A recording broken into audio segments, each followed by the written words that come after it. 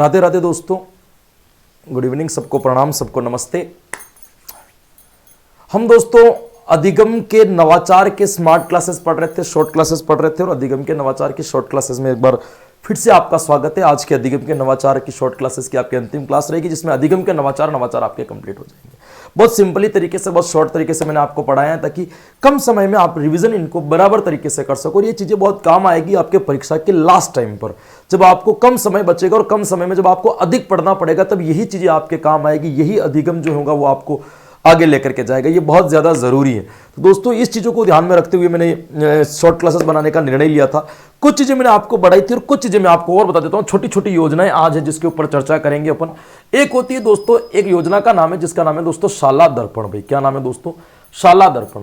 शाला दर्पण की बात की जाए तो शाला दर्पण की जो शुरुआत हुई थी दोस्तों, वो कब हुई थी? शाला दर्पण की जो शुरुआत हुई थी, शाला दर्पण 12 जनवरी 2016 से शुरुआत हुई थी। और आपको सन पूछ ले तो यहां पे 2015-16 को क्या माना जाएगा? आपके सही माना जाएगा। शुरुआत कब होती है? 15 जनवरी 2016 को। सन पूछ ले तो क्या होगा? 2015-16 को यहां पे क्या माना जाएगा? आपके सही माना जाएगा। ध्यान रखना, एक द्विभाषिक ऑनलाइन पोर्टल है जिसके माध्यम से शिक्षा संबंधी समस्त जानकारियां, समस्त सूचनाएं अपडेट की जाती है। 2018 में शाला दर्शन और शाला दर्पण को मिलाकर के एक समुचित क्रियान्वित, या आप यूं कह सकते हैं इंटीग्रेटेड शाला दर्पण का निर्माण किया गया था, जिसमें शाला दर्शन को भी इंक्लूड कर लिया गया था, है ना। इसमें ऑनलाइन सूचना चढ़ाने का काम होता है। भाई सूचनाएं जो ऑनलाइन, जैसे कोरोना काल में कोई कार्यक्रम चला था, है ना, तो उनके सूचनाएं, बच्चों के नंबर ऑनलाइन शाला दर्पण के ऊपर चढ़ाना, ताकि सूचनाएं जो है अधिकारियों के पास में रहे और अधिकारी जब चाहे उसका एक जायजा जो है सीक्रेटली ले सके। इसके लिए यह कार्यक्रम चलाया गया था, शाला दर्पण। एक छोटा सा कार्यक्रम और आता है दोस्तों, जिसका नाम है क्लिक कार्यक्रम। कार्यक्रम का क्या नाम है दोस्तों? Click, computer literacy incentive for compressive knowledge. इसके ये कार्यक्रम राजस्थान माध्यमिक विद्यालय, उच्च माध्यमिक विद्यालय तथा राजकीय माध्यमिक विद्यालय, उच्च माध्यमिक विद्यालय, विवेकानंद मॉडल स्कूलों के अंदर शुरू किया गया था 2017-18 के अंतर्गत, और कक्षा 6 से 10 तक के बालकों के लिए, बालकों को स्पेशली कंप्यूटर शिक्षा देने के लिए, कंप्यूटर प्रशिक्षण देने के लिए कार्यक्रम चलाया गया था, जिसका नाम था क्लिक कार्यक्रम। और इसकी फुल फॉर्म होती है computer literacy incentive for compressive knowledge. ये आपको इसके संदर्भ में ध्यान रखना है दोस्तों। क्लिक योजना, तो शाला दर्पण, उसके बाद में क्लिक योजना। एक छोटी सी और आता है दोस्तों योजना, जिसका नाम है बाला, बिल्डिंग अज लर्निंग एड्स। इसमें क्या होता है दोस्तों कि कक्षा की जो मीनारें होती है, इसका एक लाइन है कि बालक सीख सकते हैं। कक्षा की दीवारों के ऊपर, कक्ष की दीवारों के ऊपर बालकों की कक्षा के अनुरूप या एज के अनुसार, एज के अकॉर्डिंग कुछ चित्र बनाए जाते हैं। बिल्डिंग को ही ऐसे बनाया जाता है जो लर्निंग टाइप की हो। दीवारों के ऊपर कुछ कलाकारी, जैसे छोटी कक्षाओं में अल्फाबेट लिख देना, गिनती लिख देना, पहाड़ लिख देना, पशु पक्षियों के चित्र बना देना, उनके नाम लिख देना। इस प्रकार से बिल्डिंग को लर्निंग के रूप में लाया जाए, इसके लिए कार्यक्रम चला था, जिसका नाम था बाला कार्यक्रम, बिल्डिंग अज लर्निंग एड।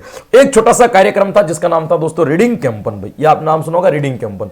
रीडिंग कैंपन 2012-13 के अंदर अलवर जिले से इसकी शुरुआत हुई थी दोस्तों, और कक्षा से 1 से लेकर के 8 तक बच्चों को लिए दिया जाता है। इसमें बालकों को कक्षा के आयु के अनुसार अधिगम कराया जाता है। कक्षा के अनुरूप ना करा करके आयु के अनुसार, कक्षा की आयु के अनुसार उन बालकों को सिखाया जाता है, जिसका नाम है रीडिंग कैंपन, है ना। बालकों को, जैसे कोई 14 साल का बच्चा है, इस क्लास में आ गया है, तो उसको क्लास के अकॉर्डिंग, तो क्लास में तो उसी में बैठेगा, लेकिन सिखाने का तरीका जो होगा वो आयु के अकॉर्डिंग होगा। इसका नाम है रीडिंग कैंपन कार्यक्रम दोस्तों। ये इसकी शुरुआत जो हुई थी वो आपके कब हुई थी दोस्तों? है ना, 2012-13 के अंतर्गत। एक आपके अच्छा कार्यक्रम और आता है दोस्तों, जिसका नाम है राष्ट्रीय आविष्कार अभियान कार्यक्रम। इसको 9 जुलाई 2015 के दिन डॉक्टर एपीजे अब्दुल कलाम द्वारा इसकी शुरुआत की गई थी, इसका प्रारंभ किया गया था, और क्रियान्वय जो हुआ था राजस्थान में 2016-17 के अंतर्गत इसका क्रियान्वय हो गया था। वर्तमान में इसका क्रियान्वय समग्र शिक्षा अभियान के द्वारा किया जाता है दोस्तों। विज्ञान और गणित के प्रति, स्पेशली विज्ञान के प्रति बालकों के दिमाग को विकसित करने के लिए, विज्ञान के प्रति बालकों को दिमाग में रुचि उत्पन्न करने के लिए कार्यक्रम चलाया गया था, जिसका नाम था राष्ट्रीय आविष्कार अभियान योजना। आपको ध्यान रखना है। एक और था दोस्तों आपकी ज्ञान संकल्प पोर्टल। दोस्तों ये एक विद्यादान का कोर्स बनाया गया था। 5 अगस्त 2017 को इसकी शुरुआत की गई थी, और इसका जो लक्ष्य रखा गया था दोस्तों, वो क्या रखा गया था, है ना, कि बालक जो होंगे वो क्या करेंगे दोस्तों, कि विद्यालय के गांव के जितने भी ऐसे लोग जो सक्षम हो, जिनके पास में पैसे हो, जो भामाशाएं हो, वो विद्यालय में बालकों को क्या दे सके दोस्तों, विकास की राशि उनसे लेकर के विद्यालय का विकास किया जाएगा। ये कार्यक्रम जो चलाया गया था दोस्तों, इस कार्यक्रम का क्या नाम था दोस्तों? इस कार्यक्रम का नाम था आपके, क्या याद रखोगे, इस कार्यक्रम का क्या नाम था दोस्तों? इस कार्यक्रम का नाम था आपके ज्ञान संकल्प पोर्टल, ये किसके द्वारा चलाया गया था दोस्तों? तो भामाशाहों के द्वारा विकास करने के लिए चलाया गया था दोस्तों, आपको ध्यान रखिएगा। फिर बात करते हैं दोस्तों, एक कार्यक्रम और आता है जिसका नाम है बालिका शिक्षा। 2016-17 से चलाया गया था दोस्तों, जेंडर के भेदभाव को समाप्त करने के लिए। चार प्रकार की इसमें गतिविधियां होती थी। एक का नाम है सक्षम, एक का नाम है मीना मंच, एक का नाम है अध्यापिका मंच, एक का नाम है जागृति। सक्षम के अंतर्गत आत्मरक्षा प्रशिक्षण के लिए ट्रेनिंग दी जाती थी। मीना मंच के अंतर्गत 6ठी से 8वीं तक के बच्चों को नेतृत्व क्षमता, बालिकाओं को नेतृत्व क्षमता सिखाई जाती थी। अध्यापिका मंच में ब्लॉक स्तर पर 100 महिलाओं का एक ऐसा संगठन बनाया जाता था जो बालिकाओं को जेंडर एजुकेशन से दूर करके उनको एजुकेशन से जोड़ना चाहती थी। और जागृति के अंतर्गत प्रत्येक विद्यालय के अंतर्गत एक बालिकाओं को एक मॉडल के रूप में तैयार किया जाता था जिसको देख करके अन्य बालिका सीखे। इसका नाम था लाडो योजना। भाई नाम क्या रखा था?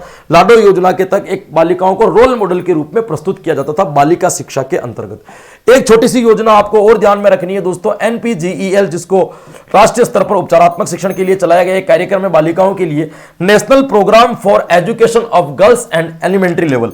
ये जेंडर गैप को कम करने के लिए, बालिका शिक्षा को बढ़ावा देने के लिए और बालिका शिक्षा के अंदर जो बाधाएं आ रही है उनका निदान करके उपचार करने के लिए चलाया गया था। राजस्थान के 31 जिलों के अंदर यह कार्यक्रम चल रहा है। सीकर झुंझुनू को छोड़ करके चलाया गया था और 186 ब्लॉक जो है इसके अंदर निर्धारित किए गए थे, जिसमें उपचारात्मक शिक्षण के माध्यम से बालकों को क्या दी जाती थी दोस्तों? शिक्षा दी जाती थी। यहां पर आपको एक चीज और ध्यान रखना है दोस्तों, एक कार्यक्रम जो मैंने नहीं बताया था वो भी आपको याद रखना है दोस्तों, इको क्लब। इको क्लब ये पर्यावरण के प्रति दोस्तों जागरूकता लाने के लिए, पर्यावरण के प्रति जागरूकता लाने के लिए और विज्ञान को बढ़ावा देने के लिए इस कार्यक्रम को चलाया गया था। पहली से लेकर के 12वीं तक इस विद्यालय का दोस्तों संचालन होता था। पहली से लेकर के 12वीं तक के बालकों को जो है दोस्तों इसके अंदर जो है जोड़ा जाएगा दोस्तों। इनके हाउस बनाए जाते थे अलग अलग प्रकार के, है ना। कोई इस हाउस में रहेगा, कोई ग्रीन हाउस में रहेगा, इस प्रकार से इसके हाउस बनाए गए थे।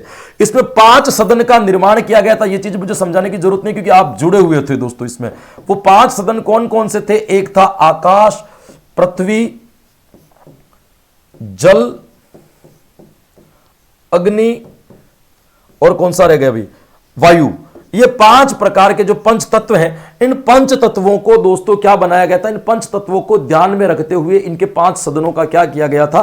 निर्माण किया गया था। इसमें 1 से 12 वर्ष के जो अलग अलग दोस्तों क्या बनते हैं? आपके ग्रुप बनते हैं ना, ये अलग अलग समूह बनाए जाते हैं और पर्यावरण की गतिविधि को, पर्यावरण को सुरक्षित करना, पर्यावरण की जागरूकता लाने के लिए और विज्ञान में इंटरेस्ट बढ़ाने के लिए इस कार्यक्रम का आयोजन किया गया था। ये आपको इसके संदर्भ में क्या रखना है दोस्तों? ध्यान रखना है। ये 4-5 एक छोटी छोटी योजनाएं रह गई थी तो इसका भी मैंने आपको अध्ययन करवा दिया। ये आपके अधिगम के नवाचार के अंतर्गत मेन चीजों को मैंने कैसे शॉर्ट में जो मैं लेकर के आ सकता था लेकर के यार आपको पढ़ाया। तो यकीनन ये 2 घंटे 3 घंटे में पूरे अधिगम के नवाचार एकदम कंप्लीट हो जाना अपने आप में एक अच्छा रहेगा। आपके नया सब्जेक्ट है तो आपको तैयारी करने में थोड़ी सी आसानी रहेगी। फिर मिलेंगे स्मार्ट क्लासेस के साथ में, तब तक के लिए धन्यवाद। जय हिंद, गुड बाय।